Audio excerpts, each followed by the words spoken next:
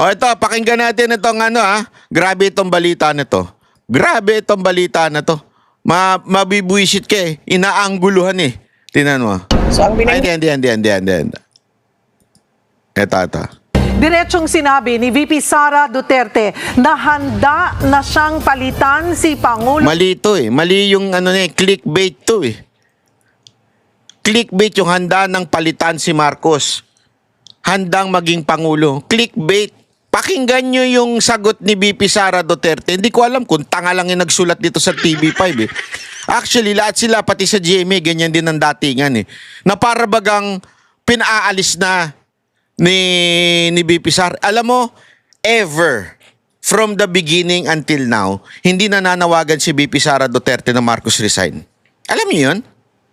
Kasi one, alam niyang hindi naman niya gagawin ni Marcos yun, kaya hindi siya nananawagan. At hindi appropriate para sa isang vice president gawin yun, kaya hindi niya ginagawa. At mali yung pagsabi ng headline nito. Hindi ko sinisisi yung reporter na to si Cheryl Cosim ba to? Kung sino man yung sumulat, binabasa lang naman yan eh. Mali yung sinasabing handa ng palitan. Hindi sinasabi yun. Papaliwanag ko sa inyo Bongbong Marcos sakaling kailanganin. Iba na ito sa nauna niyang pahayag sa eksklusibong panayam ng News 5.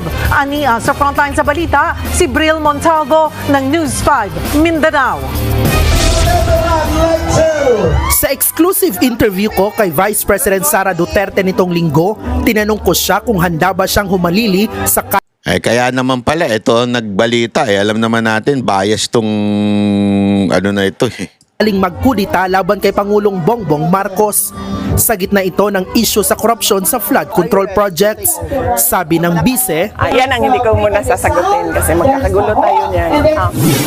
Pero kanina sa isang ambush interview kay Para bagang sinasabi nitong ayokong tawagin bayot to eh. Baka sabihin naman panlalait eh. Pero hindi eto linawin ko lang pag sinabi kong bayot, di ibig sabihin panlalait yun Hindi yun nagbababa ng gender Talaga naman kasi 'di ba ganun siya magbihis eh. Alam naman tawagin ko siyang sir. Baka may insulto. O ma'am, may insulto naman yung mga kababaihan. So ilagay natin sila sa tamang perspektibo nito. Bayot, 'di ba? Kasi sa Bisaya ayan bayot, 'di ba? Ganun. Parang ang dating nito, parang nagbago daw ng isip etong si VP Sara Duterte. Hindi, ang sinasabi niya ayaw magkagulo doon sa event. Ayos-ayos ng event eh. Diba? Tapos haluan ng politika. Ganyan yan si VP Sara Duterte. Pag yung event hindi political, ayaw niya nung halo-halo. Kaya yun ang sinasabi niya para hindi magkagulo na Tapos hindi siya nagbabago. At hindi niya gustong pumalit. Ganun kasi ang dating nung balita na to eh. Gusto nang pumalit. Atat na atat itong si VP Sara Duterte na palitan si Marcos. Hindi ganun. Tingnan nyo yung tanong at tingnan nyo yung sagot VP Sara, natanong ulit siya tungkol dyan. President, anything happened na mag-resign si Pangulong Marcos, how do you uphold yung constitutional mandate as successor to President? In case Are you ready, ma'am, na... Of course. Kaya nga siya natawa eh. Kasi tinanong siya, are you ready, ma'am? Of course! Kaya nga ako tumakbo ng Vice President eh. Yun naman ang papel ng Vice President. In case mamatay, may mangyari sa presidente, ako ang papalit. Kaya yung pagtakbo ko, kahit hindi pa kami magkaaway ni Marcos, dapat ready ako.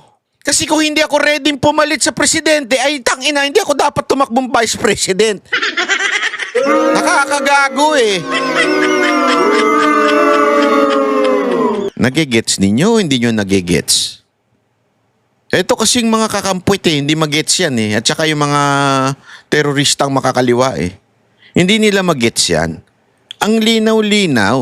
Ang ibig sabihin ni VP Sara Duterte, ever since tumakbo ako, dapat ready ako. Kasi yun ang trabaho ng Vice President. Kaya nga siya natawa dito eh. There is no question about my readiness. Pinesenta ko sa inyo yun. Ang sarili ko at alam ko. Pinresenta ko yung sarili ko noong 2022. At alam niya sa sarili niya na pag binangyari sa presidente, siya magiging presidente. So dapat ready siya. Eh, ang tanga naman niya kung sasabihin niya, ay hindi ako ready. Ba't ka tumakbong vice president kung hindi ka pala ready? So walang malis. Walang malis sa sagot niyan to. Hindi niya gustong palitan si Marcos. Hindi niya, alam mo yon, hindi niya, kahit gusto namin mawala na si Marcos at mag-resign, siya ayaw niya. Hindi yun ang ibig niya sabihin dito. In line ako sa succession. Wala nang tanong doon kung ano ang gagawin ko. Yun ang mandate sa akin ng Constitution. Yun, di ba? Alinaw-linaw mga kababayan. Ang tanga na lang di makaintindi nito. Ewan ko nga kung tanga lang yung mga sumulat niya sa TV5 o talagang inaangguluhan lang nila na parang atat na atat si VP Sara Duterte maging presidente. Ano sa tingin ninyo? A, tanga lang talaga yung mga tao dyan sa TV5?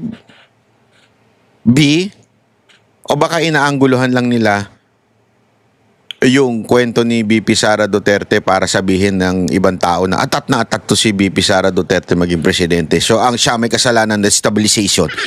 Ganun lang yan eh. Diba? A or B lang yan eh. Oh, ano sa tingin ninyo? A or B? Ulitin ko ha. A, tanga lang talaga silang umintindi. Mahina ang comprehension nila. O B, gusto talaga nilang palabasin sa tao na atat si VP Sara Duterteng palitan si Marcos at mapagbintangan na destabilizer. Ano sa tingin ninyo? A or B? O walang bot ha? O kaya none of the above, all of the above. A or B lang ang sasagot ninyo. Ang sumagot ng bot, bubut-butin ko. O ang sumagot ng all of the above, nako, A or B? At alam ko yun nung ako ay tumakbo. At Oh, ayan, no, alam niya yun nung siya'y tumakbo. Common sense, kaya ka nga tumakbo eh. You have to be ready anytime. That's the reason. Walang ibang dahilan parang isang vice president tumakbo. Tatakbo akong vice president kasi gusto ko maging secretary. Tanga. Tatakbo akong vice president kasi gusto ko maging senador. Kaya ka tatakbong vice president kasi alam mong kaya mong maging presidente kung sakasakaling mawala si Marcos. Sana. I mean, mag-resign. Hindi yung mawalang mag-resign si Marcos. ninyo ako as Vice President knowing that I am the first in line. Nauna nang pinabulaanan ng bise ang anumang impormasyong nagdadawit sa kanya sa destabilisasyon. Tingnan niyo na kung paano tinwist yung story. Paano pasimple lang tong TV5 pero ang twist ng story, doon patungo sa destabilisasyon Sinabi nito reporter na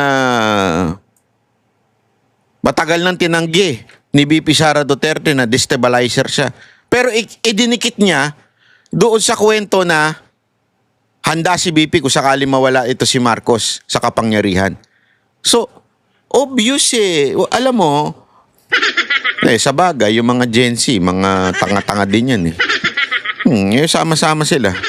Laban sa administrasyon, ang pag-ugong ng umano'y kudita ay sa gitna ng isyu sa korupsyon sa gobyerno. Kumbinsido nga raw si VP Sara sa pahayag ni Zaldico na sangkot sa budget insertions ang Pangulo at ang kanyang anak na si Congressman Sandro Marcos. Hindi niyo ba nakikita? Bakit hindi nakikita ng mga tao yun? It's a matter of reading the budget. Lahat ng ebidensya nandiyan sa budget.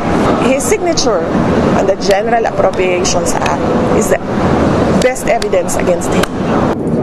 Nagbabalita mula. Ayun ang malinaw, di ba? Kaya nga sinasabi natin paulit-ulit kahit itago pa, kahit magpalusot pa.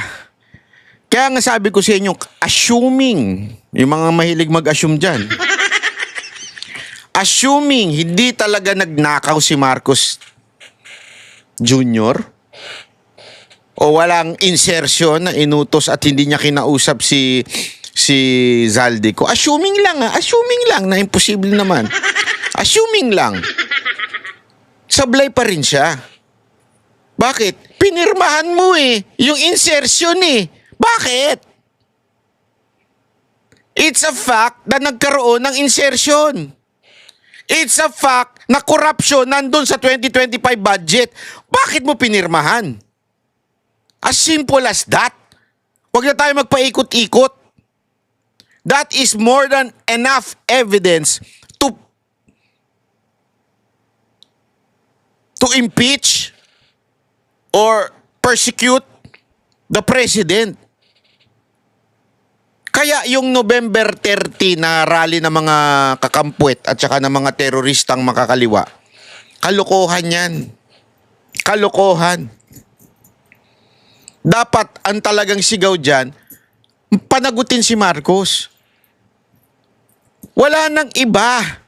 Wala nang ibang dapat sisihin sa pinakakurap na pangyayari sa kasaysayan ng bansang Pilipinas kung hindi si Marcos. Whether tumanggap siya o hindi siya tumanggap, bakit nakalusot sa kanya ito? Yun eh. Dami niyong alam.